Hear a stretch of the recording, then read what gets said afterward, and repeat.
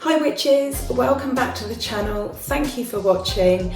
I'm Ren, the Cemetery Witch, and in this video we're going to look at 8 simple ways you can celebrate Ostara at home.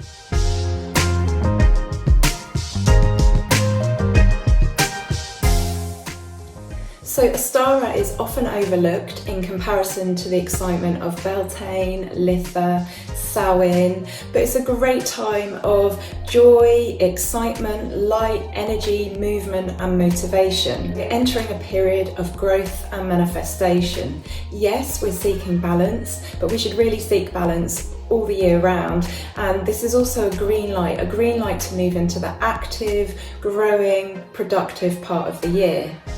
I've compiled a list of 8 simple and easy ways you can celebrate Ostara at home.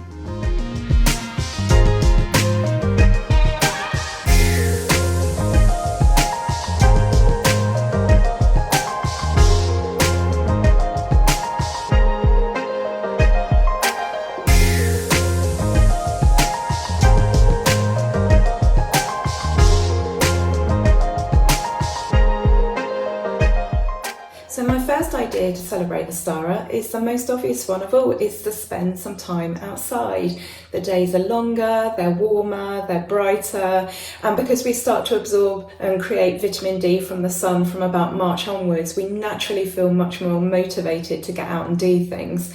For many of us, our senses are becoming alive to our environment around us. We're breaking out of that hibernation mode of winter. And so this reconnection to our place in the earth and our witchcraft path and just generally to our own lives is like a rebirth of sorts. We are rebirthed into a new person who is much more willing to go out and make the most of the time.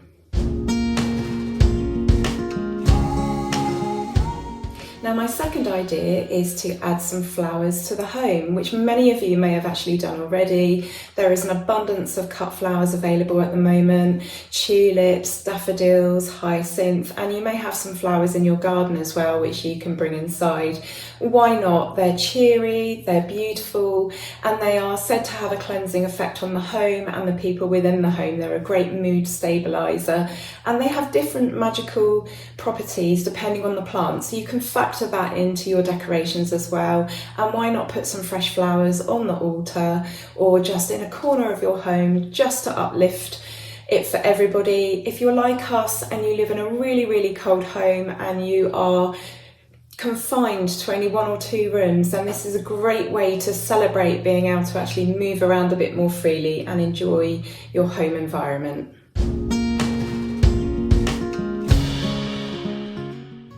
My third idea is a ritual to celebrate. There are many themes at this time of year. It could be a ritual to promote balance. It could be to celebrate the spring. You might be wanting to honouring a deity that's associated with this time of year. You might want to celebrate divinity, which I'll be covering in my next video. There are lots of reasons why you could celebrate Ostara, and writing a ritual is not difficult at all. It just takes a sitting down for 10 minutes and really thinking about what you want to achieve. It should be symbolic in some way, it should be poetic some way and talk to you on a poetic level, but why not celebrate by creating a mini ritual that you can hold at home in the privacy of a room and welcome that Ostara energy in.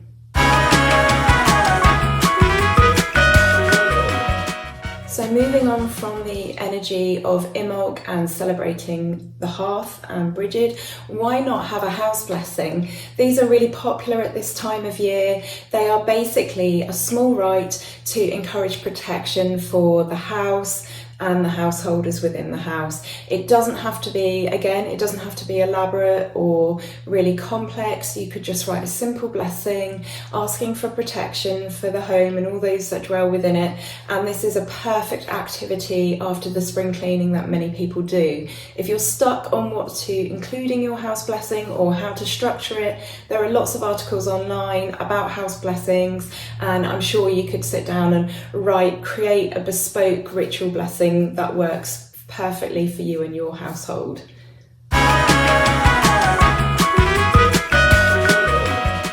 So another Another great idea for celebrating Ostara is to do a huge spring clean. Now, many people do this at this time of year, regardless of whether they're a pagan or a druid or a witch. It's a very, very normal thing to do, and it makes perfect sense. We are moving from a position where, for many of us, our homes and the building we live in has been a place of shelter. It hasn't necessarily been a place to relax in. Again, I speak from the position of someone who lives in a very cold house and has only been able to exist in 1 or 2 rooms. So this is a perfect time to clear out the clutter. This is a new beginning, a fresh new start. That's how the energy of Ostara feels. So it's a perfect time to get rid of unwanted clutter, be that clothes or books, maybe unwanted Christmas and Yule gifts. Give those to charity, maybe sell those on eBay, and really make the home a lovely place that you want to enjoy and be in. And then it's time to cleanse it. So there are a number of ways you can do this. You can call upon many of the elements to help you. You could cleanse it with consecrated water, or water that's had certain essential oils added into it, where you've added some words for protection or health or prosperity. You could use air, you could use incense smoke, you could open all the doors and windows, you could use fire, so that could be a candle. Some of those cross over, so like for example the incense, some people associate that with fire as well as air. Or you could use another method such as sound. So you could use a small handbell, you could clap, you could use a drum, you could sing, or you can use a combination of these. So I really like to open all the doors and windows, let the air pass through, and I really like using a small handbell as well. So clean and cleanse, it's a beautiful way to get the active part of the year kick-started.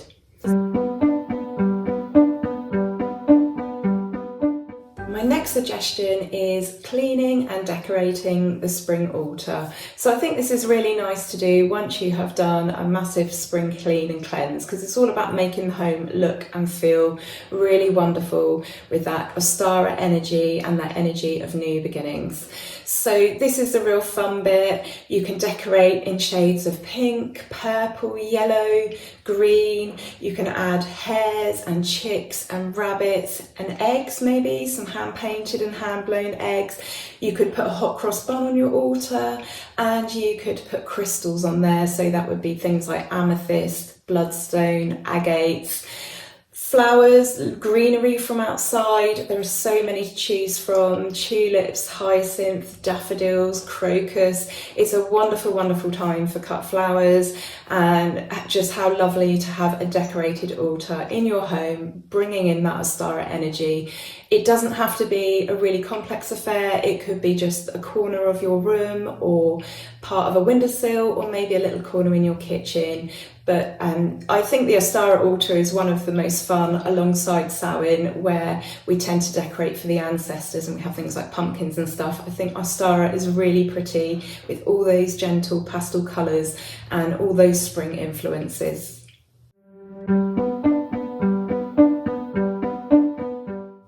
Another great way to celebrate Ostara is to start or refresh hobbies and interests.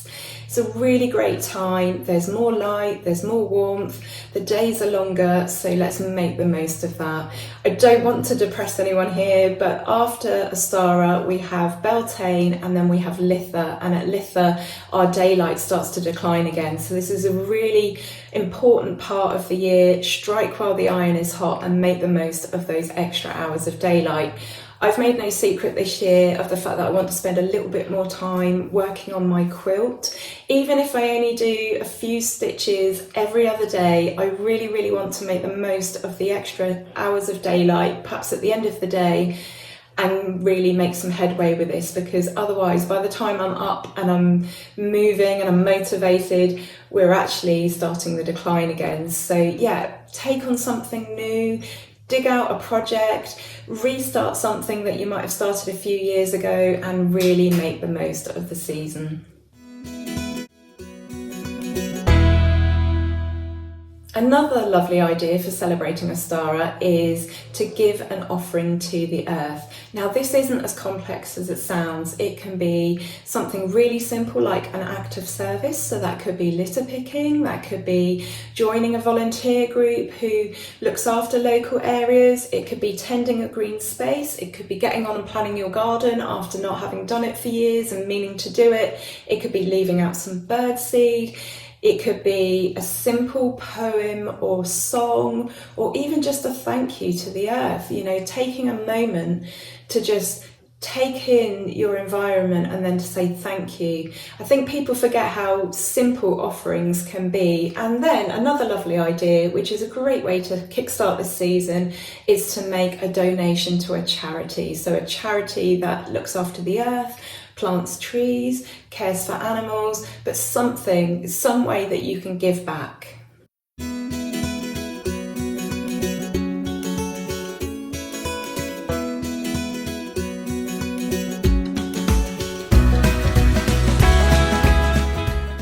So that's 8 really simple ways that you can celebrate Ostara at home. It doesn't have to be complex, it doesn't have to be difficult, and it doesn't have to involve spending a lot of money or using a lot of energy.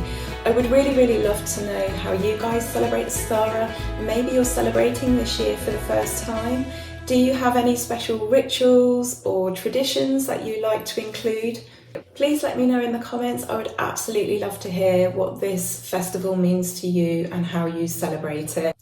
I'll be back soon with my Ostara ritual video. I'm calling it a ritual. It's a small magical working. It's nothing too elaborate or fancy, but it's a really lovely way to make a nod to the changing season, and it is a way to honour the divinity in your lives, whatever you perceive that to be. I'm going to be back soon with some other videos as well. We have got my witchy book haul coming up where I talk about my relationship with books, the sort of books I like and the books that I bought recently. I'm also going to be doing a series on casting a magic circle, and I'm going to be showing you guys exactly how to do that. It's quite a complicated process, so I'm probably going to have to break that down into several steps. But if you'd like to learn how to cast a magic circle, then stay tuned and hit the subscribe button, and then you won't miss that video. If you've enjoyed this video, please give me a thumbs up by hitting the like button, and again, please subscribe and hit the bell notification icon. That way you won't miss another video, and also it tells YouTube that I'm worth recommending on to other people, i.e. other witches and pagans.